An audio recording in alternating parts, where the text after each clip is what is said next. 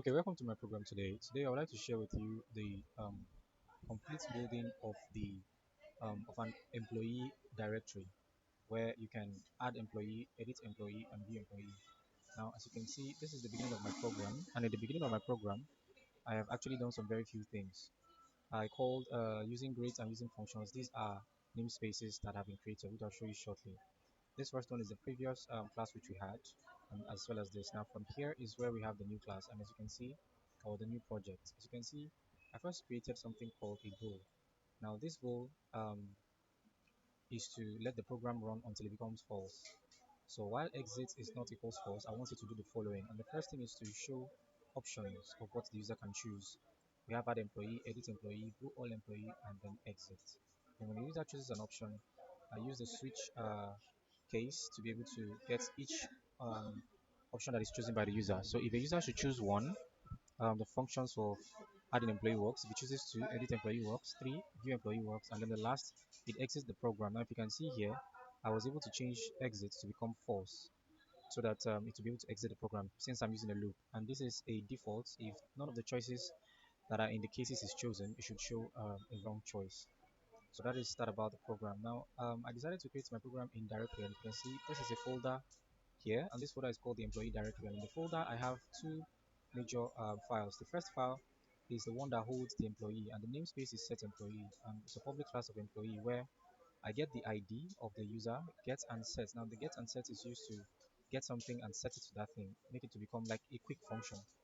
Then I also created a name, department, phone number, and salary. Those are the things I want to get from the user.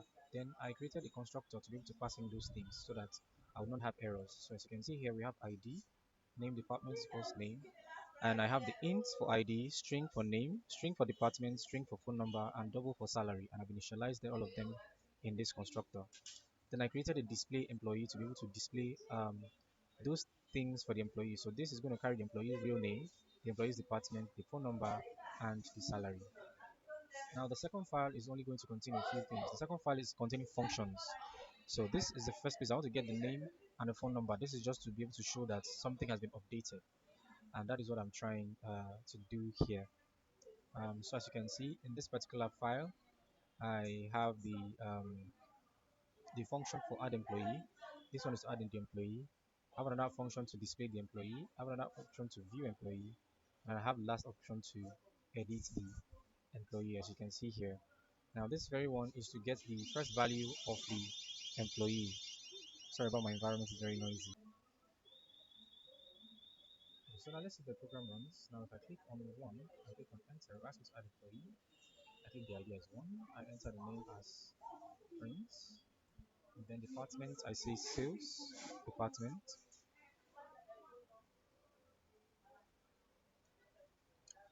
The sales department. And then it says phone number 443322. Salary, I say 40.55. I enter. I create a please wait to make the program run smoothly. Now you can see it says prints, then it prints the phone number. And then I created another delay so it allowed the employees to show. Now that the employee has been added, now we want to view the employee. I'm going to click 3 to view the employee. When I click enter, it shows a please wait to delay for the program to run smoothly. And then it shows the list of the employee. As you can see, one, Prince, is department sales. Phone number has been added and the salary. Now if you want to edit this employee, let's edit that and click on number 2. And I click on to ask me for the ID first, and I put 1. Let's change. Let's give a full name. Let's say Prince Martins as a full name now, and then let's change his department now to software engineer, and phone number. Let's change his phone number to 9933, and his salary. Let's increase salary to 80 because he's now a software engineer. 50, and please wait. And it shows a message that the employee Prince Martins updated successfully. Now let's check if it was applied. Let's click on 3 to view the employee. If I click on 3, you're going to see it has been updated. Good. Now you can see the name has changed to Prince Martins, the department has changed to software engineering, the phone number has changed, and the salary. If you remember, this was the previous one. This was the name, department was sales, phone number was this, and the salary was this. But after being updated, it has taken effect. The name is now full name, software engineer, this, and also this. And if I click on 4 to exit the program, it would say thank you and goodbye.